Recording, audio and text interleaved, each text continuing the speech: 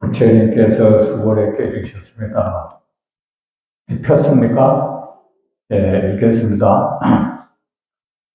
부처님께서 우리에게 이르셨습니다. 어떻게 생각? 열애가 제적이 연등 부처님 계시던 곳에서 어떤 것이 있었는가 아닙니다. 예시열애께서 연등 부처님 계시던 곳에서 그 어떤 것도 않으셨습니다. 소보리여 어떻게 생각하는가 보살이 부처의 세계 장엄한가 아닙니다. 세존이시여 왜냐하면 부처님 세계의 장 실체가 있는 존재로서의 장엄이 아닙니다. 그럼 가명으로 장엄이라 합니다. 그러므로 수고리의 모든 보살은 깨끗한 마음을 일으켜야 한다. 다섯 가지 감각기관의 대상에 마음의 대상에 또 머무름이 없이 마음을 일으켜야 한다. 어떻게 생각하는가?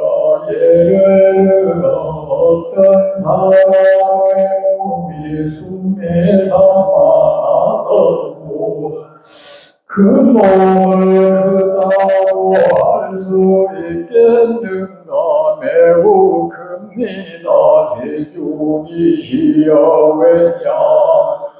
부처님께서 말씀하신 몸의 실체가 있는 존재로서의 몸이 아닙니다. 그럼 가명으로 몸이라 하셨습니다. 부처님께서 말씀하셨습니다.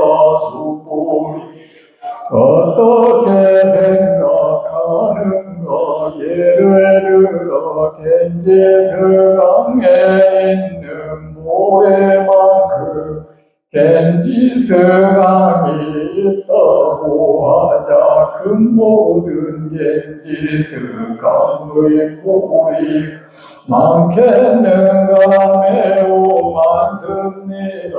세존이시 그 모든 겐지서강만 해도 무수히 많은데 말라야 무엇하겠습니까? 수고리여 내가 지금 내게 분명히 일러둔다. 어떤 용기한 남자나 여인이 이 모든 겐지서강의 물이 무수한 세계를 보배로 가득 채워 베푼다고 하자. 얻는 복들 많겠는가? 매우 많습니다. 이제여 수고리여 만약 존귀한 남자나 여인이 이 가르침가오 내 무절의 귓속말이라도 내 간직하여 기억하고 사람들에게 설명해 준다면 그곳 훨씬 낫다.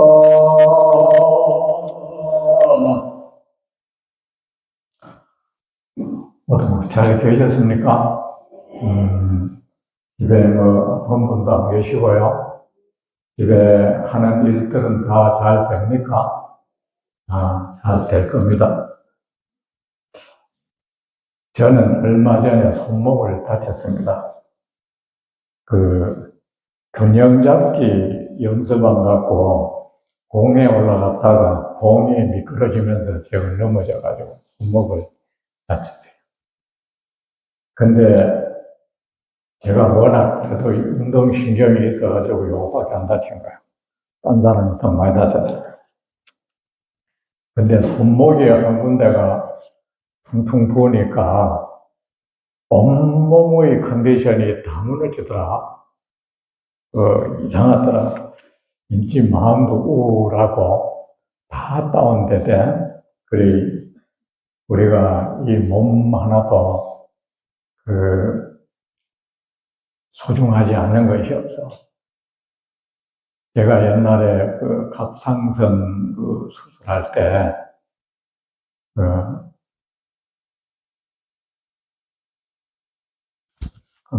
갑상선이란 것이 보면은 별거 아닌 것 같지만은 어쨌든 옆에 영향을 미치더라고요.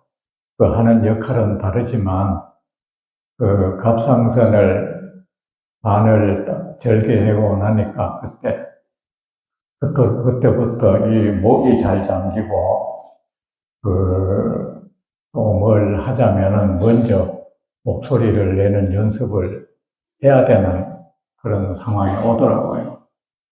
이 세상에 소중하지 않은 것이 아무것도 없죠. 그때 의사가 제게 한 말이 참 기억에 남대요.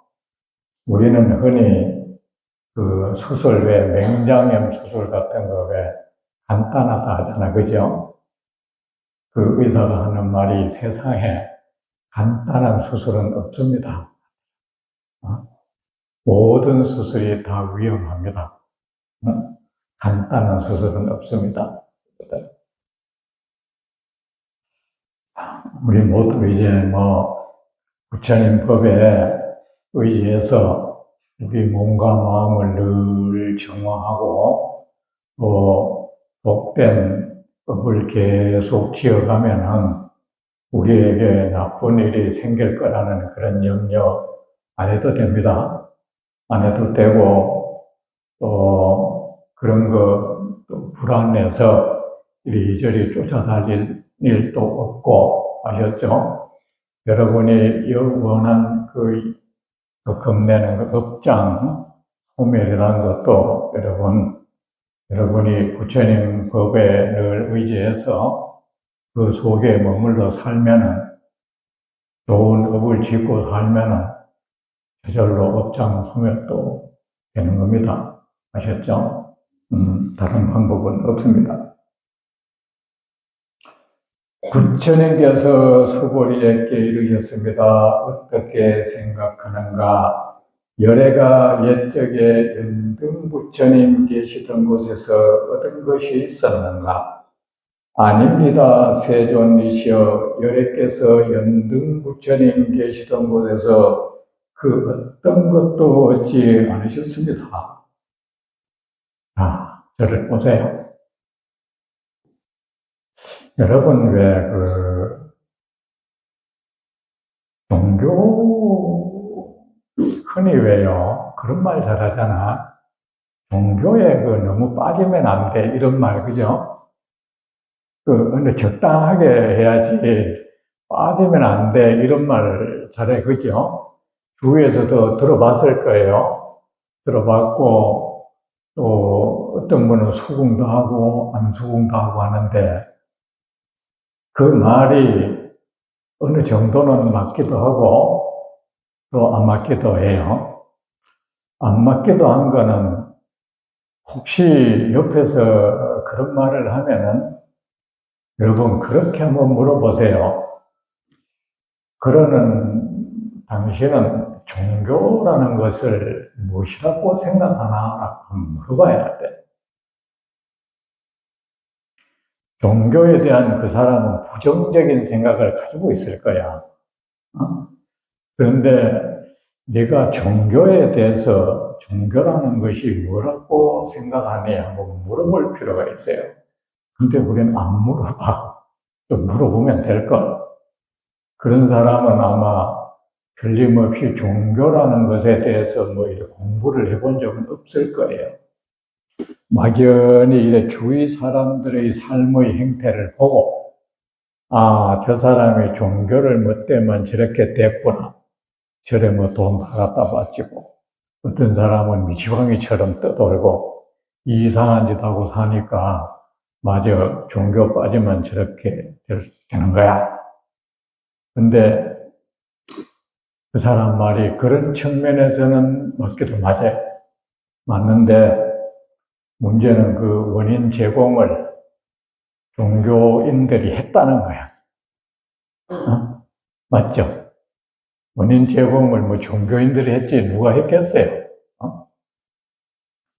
제가 옛날에 그 대승사 주재할 때, 그 밑에 이제 뭡니까, 그게 무슨 건물 하나 주지되기 전에도 짓기 시작한 거였어. 그러니까 계속 짓고 있었는데, 저는 원래가 일을 누구한테 맡겨놓으면 별로 거기에 마음을 안 쓰는 편이야. 그런데 이제 거기에 어느 날은 거기 이제 후원 있죠. 그 공양실, 여러분이 공양간이라는 거. 근데 여러분, 공양간이라는 말은 좀 안 했으면 좋겠어. 이 스님들도 자꾸 공양간 하는데요. 옛날에 그 절간, 공양간, 흑간, 뒷간, 마국간, 그 간자가 들어가는 것들이 전부 후미진고, 옛날에 그 절간 이래한 것도 유생들이 그렇게 불렀던 거예요. 그 폄하에서 그렇게 불렀던 거예요. 근데 공양실이라고 하든지, 아셨죠? 아니면은 후원이라고 하든지, 뭐 안 할 말로 식당이라고 하든지 그래야지 공양가. 이거는 참 그 언어가 별로 품이 있는 언어가 아닙니다, 여러분. 아셨죠? 그래, 왜 말을 우리가 왜 될 수 있으면은 말이 품이 있는 말을 이래 찾아서 할 필요가 있는가 하면요. 우리 뇌가 있잖아요. 어느 그 뇌과학자가 하는 말이 있는데, 우리 뇌가 우리가 사용하는 언어의 영향을 한 98%의 우리 마음 씀씀이 행동, 말에 전부 우리 뇌에 영향을 미치는데, 우리가 사용하는 언어, 내가 직접 어떤 말을 하거나 누구에게 어떤 말을 들을 때, 내가 말을 한다든가 누구로부터 말을 듣는 거, 어쨌든 그 언어에 인한 영향을 한 98%를 전체 영향 가운데 엄청난 영향을 언어가 차지하는 거예요. 그렇게 봤을 때 여러분 쓰는 언어를 좀 가릴 줄 알아야 돼. 아셨죠? 그리고 그 언어가 될 수 있는 대로 좀 정제되고 어느 정도의 품위도 있는 언어들을 자꾸 사용하는 훈련을 해야 돼요. 저는 이 경전, 이 번역할 때 그 모든 것을 감안해서 저는 번역합니다. 여기는 뭐 그러지 말라 이런 말은 없어요. 왜? 근데 싹 되는 말이 이 경전을 읽는 동안에 사람들한테 안 좋은 영향 미칠까 봐. 제가 그런 것까지 감안해서 저는 번역을 합니다. 그냥 뜻만 맞닿고 번역하는 게 아니고. 그래, 여러분도 절에도 보면은 스님들도 예서로 절간이라 그래요. 절을 폄하하는 말이잖아. 그죠?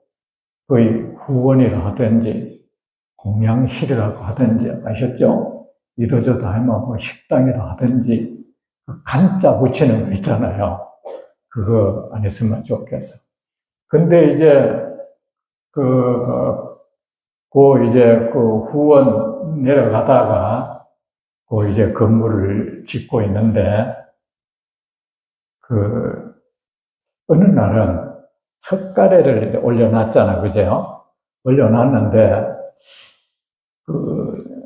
식사하러 아침 공양하러 내려올 때도 그 위에 자꾸 올라가고 싶은 거예요.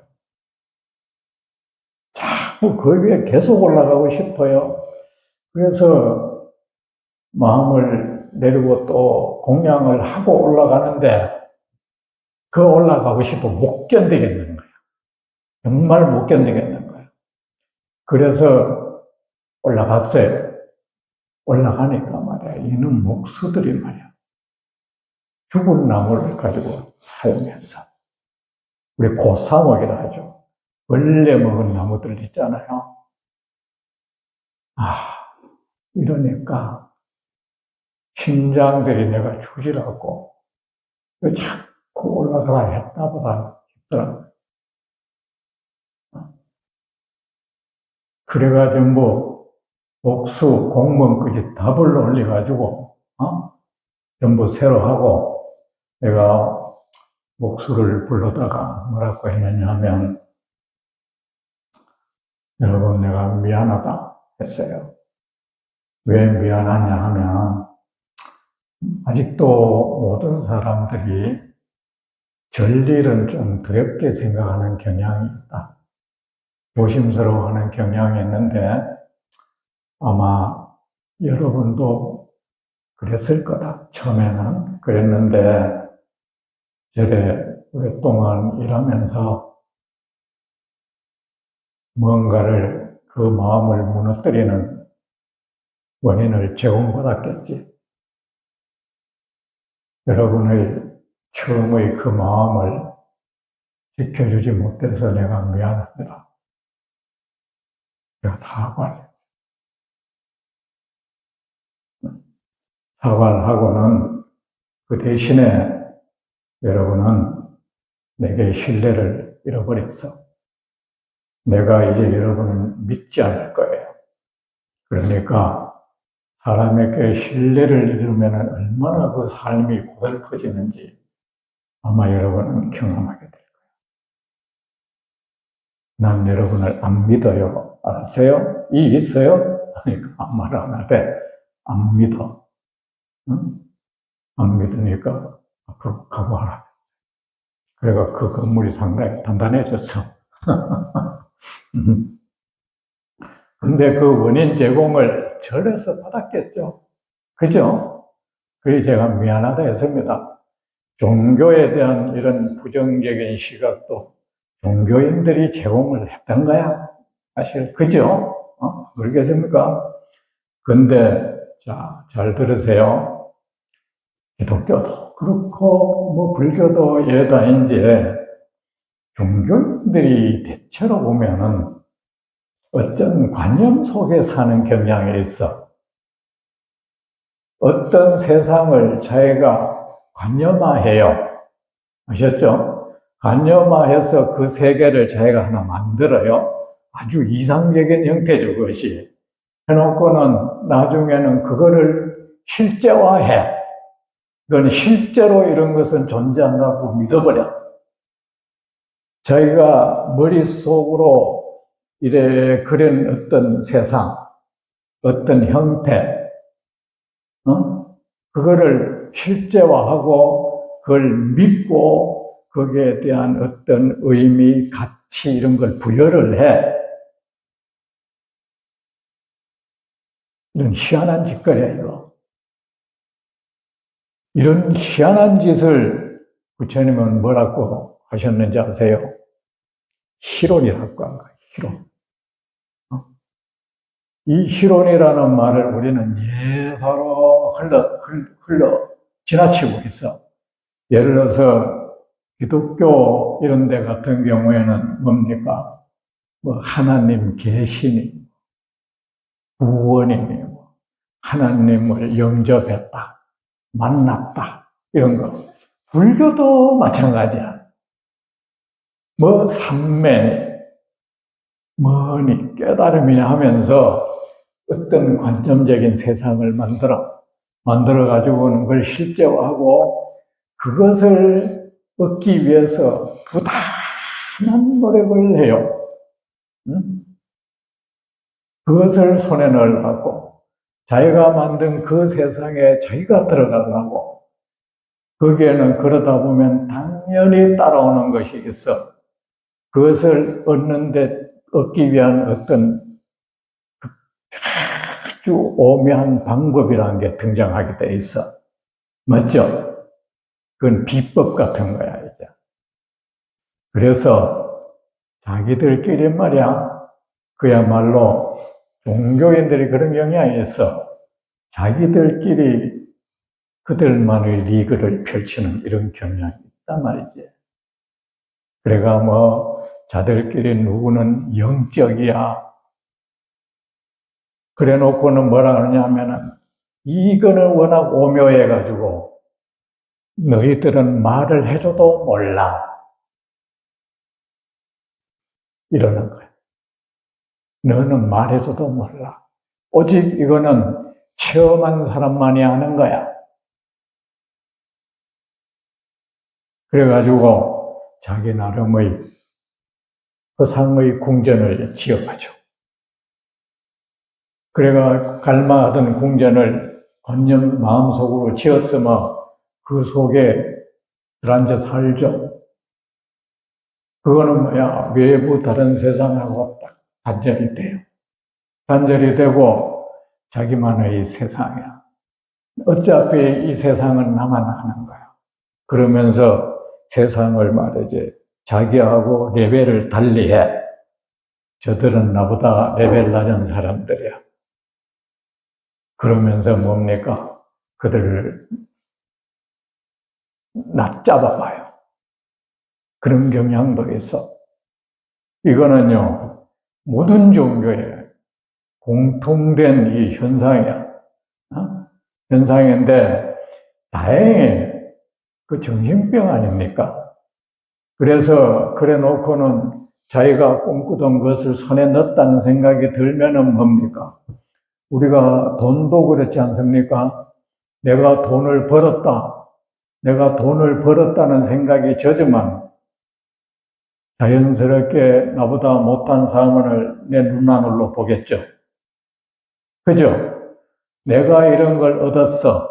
나는 성취했어 하면 자연스럽게 얻지 못한 사람, 이루지 못한 사람을 내려다보게 돼 있어. 그건 자연스러운 현상인 거야. 그래서 이런 관념의 세상을 깨달음이라 하든지, 그것을 신의 세계라 하든지, 계시라 하든지, 또는 삼매라 하든지, 이것을 내가 얻었다는 생각에 젖어가지고 나는 세상 사람들이 얻지 못한 것을 얻은 사람이야. 그러면서 나는 그 누구보다도 높은 경계에 가 있는 사람이야 하면서 그들음을 피우고 사람들을 내려다보는 것, 그걸 가지고 뭐라고 하는지 아세요? 부처님은 증상만이라고 했어. 이 증상만이 그런 말이에요. 나는 누구보다도 높은 차원에 도달한 사람이야. 나는 남이 얻지 못한 것을 얻은 사람이야. 나는 남이 이루지 못한 것을 이룬 사람이야. 하면서 오만 그만을 부리는 사람. 사실은 정신병자야. 근데 이런 사람을 불교에서는 뭡니까? 정상만자라 하는 거예요. 정상만자. 그래서, 그런데 다행히 불교는 이런 허상의 세계, 허상의 관념이 만든 그 세상에 들어가지 못하도록 이미 장치가 돼 있어. 그런데 이 장치가 안 돼 있는 데는 불교밖에 없어요.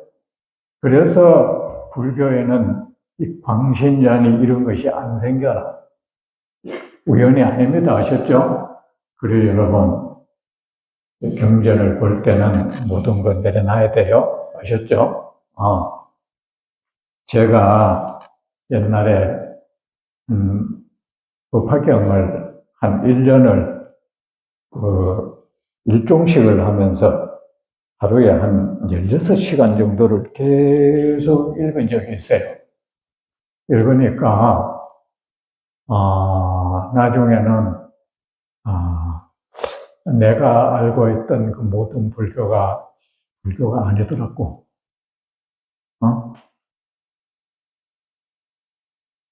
나는 그것이 모두 불교인 줄 알았는데 불교가 아니더라고. 너가 불교가 아닌 것을 불교라고 믿고 있었더라, 내가.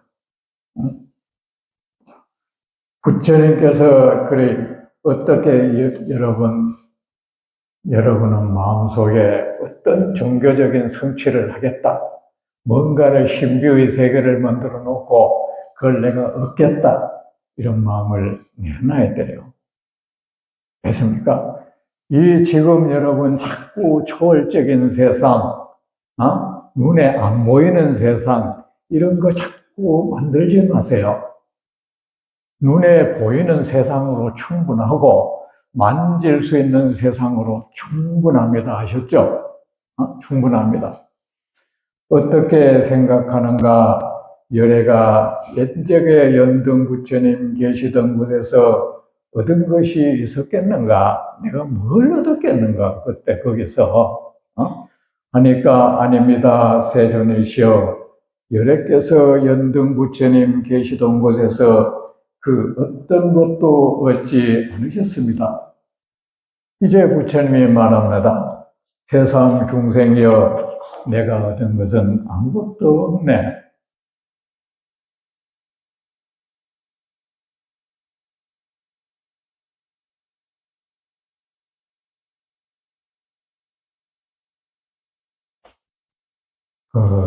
경전에도 여러분 공부를 하는 데 있어서도 자꾸 내가 뭐 안다 이런 생각하지 마세요.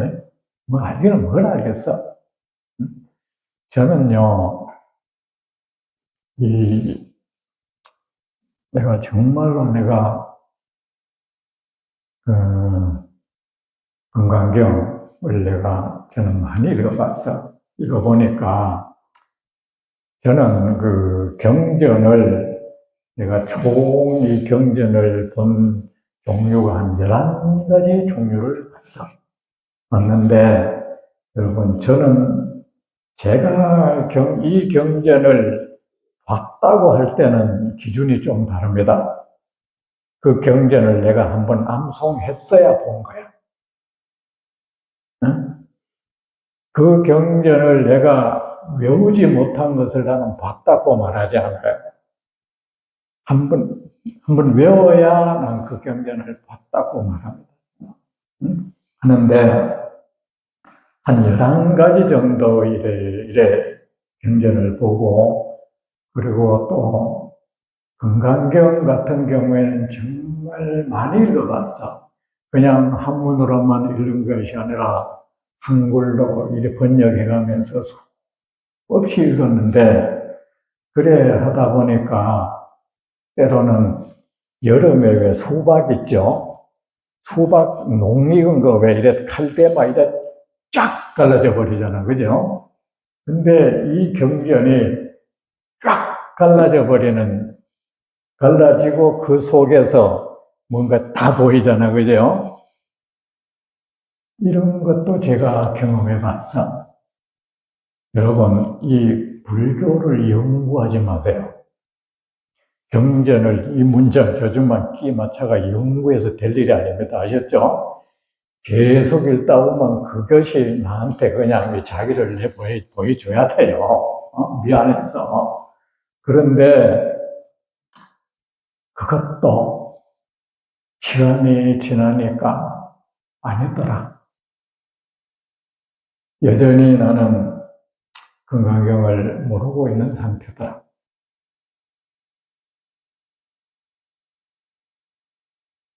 아닙니다. 세존이시여, 열애께서 연등 부처님 계시던 곳에서 그 어떤 것도 얻지 않으셨습니다. 뭐 얻으려 하는 게 사람 미치게 합니다. 수고리여 어떻게 생각하는가? 보살이 부처의 세계를 장엄하는가? 장엄이라는 것은 뭔가 빛나게 하는 것, 빛내주는 것, 그걸 장엄이라 하잖아요. 그죠? 여러분, 여기서 여러분이 보살이잖아. 그죠? 부처님이 지금 여러분한테 말하고 있어. 여러분, 보살이란 말 알죠? 보살. 이 금강경은 대승불교가, 우리가 흔히 왜 대승불교 말하죠? 대승불교가 꽃이 활짝 피어난 게 이 금강경이에요. 그리고 여러분, 여기에는 보살이란 말이 많이 등장하죠. 그죠? 많이 등장하는데, 여러분, 보살은요, 원래 제가 불자를 뜻했어. 그 뜻이 옛날에는, 처음에는 그렇게 뜻이 출발했는데, 세월이 흐르면서 불도를 닦는 모든 사람으로 뜻이 확대됐어. 근데 여기는 사실은 제가 불자인 거야. 여러분, 이 장엄을 누가 하느냐가 지금 무슨 거 말을 하고 있어요. 자, 여러분, 부처님이 딱 계시면 법당에 그 주위로 누가 있죠? 문수보살, 보현보살, 관세음보살, 뭐 이런 분들이 그 부처님을 딱 옆에 있어요. 오히려 그 비구들은 그 뒷전에 있어. 맞죠? 그죠? 근데 그 보살들을 보면은 다 머리를 길렀어. 그리고 뭐 귀걸이, 코걸이 뭐 이런 거 온갖 장신물을 하고 있어. 제가인이라는 뜻이야. 제가인. 그건 뭡니까? 부처님의 법을 장엄하는 사람들은 바로 보살, 제가 불자라. 여러분에게 주어지는 사명.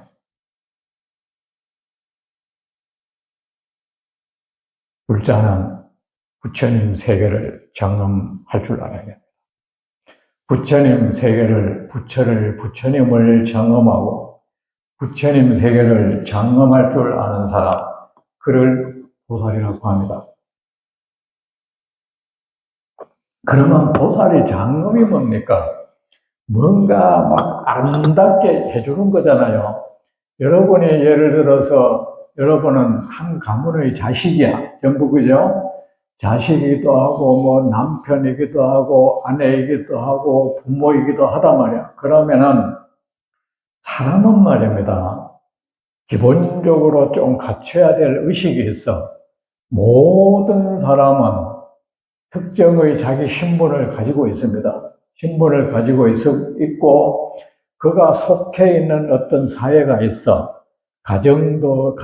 내가 예를 들어서 나는 한 남자의 아내, 한 자식의 부모, 한 여인의 남편, 한 사람의, 한 가정의 자식, 또 뭐, 한 학교의 선생, 그러면은요, 사람은요, 내가 속한 사회를 적어도 나로 인해서 그 사회가 다른 사람들의 눈에 저급하게 보이도록 하는 그런 행동을 하지 말아야 돼. 그리고 나의 은행으로 인해서 여러분 불자라면은 이 나로 인해서 우리 불교가 세상 사람들에게 고결하게 그 고결함이 훼손되게 하는 그런 행동을 하지 말아야 돼요. 그 참 부처님 말씀에 그렇죠. 부처님 법을 훼손한 그 죄는 용서를 못 받는다. 여러분, 그러니까 내가 직접 입으로 부처님을 비방한 걸 얘기하는가 본데 아니에요. 내가 무지로 인해서 부처님 법을 훼손하는 것도 맹죄는 똑같아.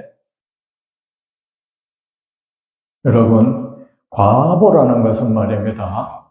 어떤 자연 법칙이지 인정으로 해결되는 거 아니에요. 예를 들어서 내가 모르고 이 독약을 보약인 줄 알고 먹었다.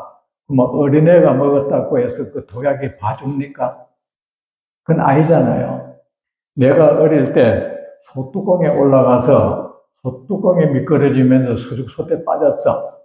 그러면 그 뭐 끓는 소죽물이 뭐 어린애니까 몰랐다고 봐줍니까? 아니잖아요. 이 충격이 정말 커요. 아직도 이게 계속되고 있어. 한쪽 다리는 심하게 쌈겼는지 아무리 운동을 해도 근육이 잘 안 생겨, 이거. 계속 몰랑몰랑해요, 이거. 그런데 털도 안 나고 그래요, 한쪽 다리는.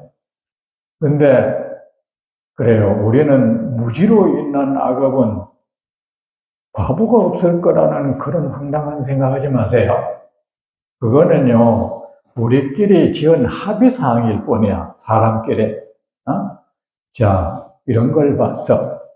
언젠가 얘기를 했죠. 어느 탤런트 부인이 굉장히 독실한 불교 신자였어, 그 사람이. 불교 신자였는데 또 다른 기독교 이교도 남편과 결혼을 했어. 결혼을 했는데 그 이교도 남편이 굉장히 인격적으로 성숙한 사람이야. 그래서 그래도 자기 아내를 참 사랑하고 존중해서 자기가 독실한 기독교인이지만 자기 아내가 참 불교를 그렇게 믿으니까 자기 아내가 절에 가자 하면 따라가고 절에서 같이 밥 먹자 하면 같이 밥을 먹고 또 자기 아내가 절에서 예불 하고 있으면 그 옆에 가만히 앉아서 기다려주고 몇 년 동안을 단 한마디도 거부적인 몸짓을 하지 않았던 거야. 참 그 사람도 대단한 사람이야. 그죠? 나도 그렇게 말하기 힘들었을 거예요. 근데 당신이 나가 이러고 말았을 텐데, 그죠? 근데 이 사람이 이제 나중에는 그 남편하고 오래 살다 보니까 미안하기도 하고 주위 권유도 있고 해서 교회를 가게 됐어. 가게 되니까 교회라는 곳에는 말입니다. 설교를, 그는 그 사람이 절에 오래되면서 이 설교를 안 들어봤던가 봐. 그게 전부였던가 봐. 절에 참배하고 기도하고 이게 전부였던가 봐. 여러분, 기도하고 참배하고 공양이 전부가 돼서는 안 됩니다. 그게 전부여서는 안 돼요. 정말입니다. 그럼 사람 무지해져요. 그런데 교회에 가니까 어쨌든 설교를 듣잖아요. 설교를 들으니까 뭔가 그쪽 공감 가는 게 있을 거 아닙니까? 그래서 기독교를 믿게 됐어. 믿게 됐는데 이 사람이 내가 우연히 TV를 이렇게 채널 돌리다가 기독교 채널에 들어갔어. 근데 이 사람이 출연했더라고. 출연했는데 어째께서 기독교 믿다가 불교 믿으니까 뭐가 좋더냐고 묻는 거야. 말하자면 체험 감정 같은 거야. 이 사람은 내가 볼 때는 불교 비방한다고 하는 소리는 절대 아니야. 굉장히 솔직한 사람이고 그건 사실적인 말이야. 내가 불교 현실로 봐서도 그건 사실이고 이렇게 말하고 있어. 내가 절에 다닐 때는 내 사는 것이 상당히 복잡했다. 예를 들어서 절에 집에 못을 하나 쳐도 나를 받아야 되고 된장 담고 고추장 담을 때도 이래 나를 받고 말이지. 이건 그렇잖아. 저는요, 왜 불교 달력에만 소대가리, 돼지대가리 같은 게 그려져 있는지 난 솔직히 창피해. 주역하고 불교가 뭔 상관이 있다고. 그 12지하고 불교가 뭔 상관이 있다고.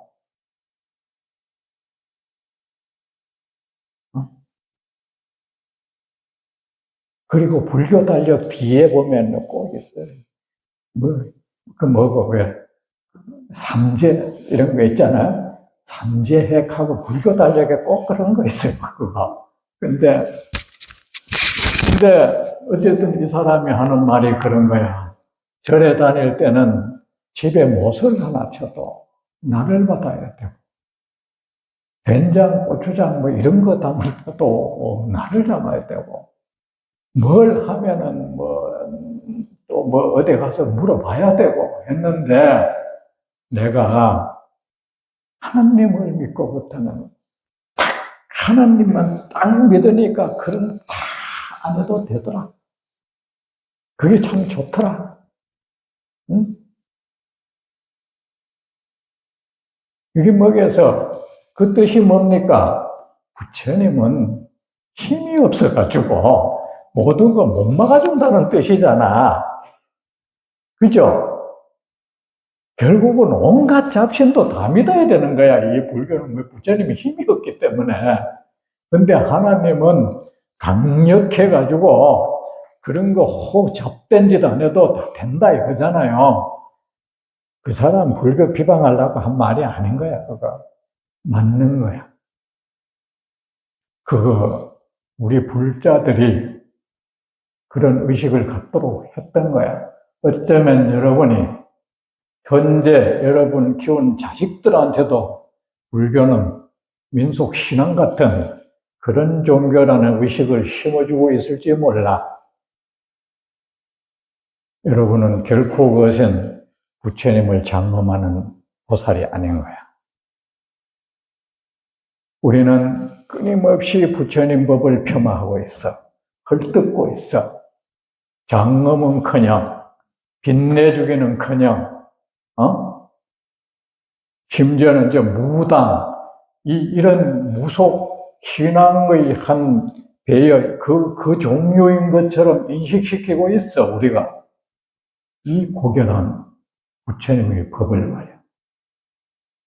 그렇게 해놓고는 부처님 앞에 와서 우리는 뭐라고 합니까? 가피를 바랍니다. 온데 댕기면서 부처님 집안을 다 무너뜨려요. 무너뜨려 놓고는 부처님 집안에 와서 저에게 가피를 내리소서. 이 참 기가 막힙니다, 이거. 여러분, 그 짓 안 합니까? 대답해 보세요. 보살은요, 부처님 법을 장엄해야 합니다. 여러분이 참으로 부처님의 법을 장엄할 때 보살이고, 부처님의 법을 장엄하면 온갖 선신이 여러분을 보호합니다. 보호하고 온갖 불보살이 여러분을 보호합니다. 여러분이 부처님 법을 제대로 장엄할 때, 빛나게 할 때, 그때서 비로소 여러분의 업장도 소멸되어 갑니다. 저 멀리서부터 여러분을 향해서 다가오던 그 재앙이 그 발걸음을 거기서 멈출 것입니다. 내 말 정말입니다. 사실이라고 믿으면 박수 좀 주세요. 그리고 여러분, 그러면 무엇이 부처님, 어떤 것이 부처의 세계를 장엄하는 것입니까? 이게 문제입니다. 그죠? 다음 시간에 합시다. 예, 한 달 잘 지내시다가 다음 시간에 내가 딴 걸 하면은 무엇이 부처님 세계를 장엄하는 것인지 얘기를 해주기로 했습니다. 꼭 말씀하세요. 예, 잘 계시다가 또 뵙겠습니다.